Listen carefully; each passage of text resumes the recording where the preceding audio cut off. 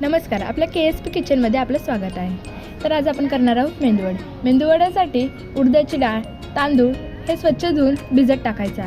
भिजून झाल्यानंतर त्याला स्वच्छ पाण्याने धुवून घ्यायचं आहे। यानंतर भिजलेली सामग्री आपल्याला वाटून घ्यायची आहे। वाटल्यानंतर त्यात मिठा सोडा, चवीपुरते मीठ टाकायचे आहे। मध्ये हिरवा मसालाही टाकलेला आहे।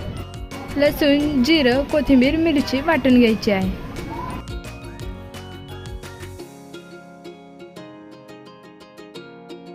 पिठामध्ये केलेले वाटण टाकून घ्यायचे आहे। वरतून थोडीशी कोथिंबीर टाकून घ्यायची आहे।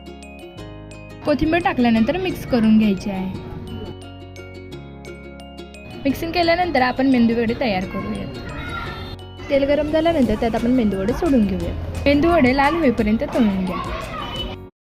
पुढची रेसिपी कोणती हवी आहे ती कमेंट करून नक्की सांगा। तुम्ही जर आमच्या चॅनलला नवीन आला आहात तर आमच्या चॅनलला सबस्क्राईब करा।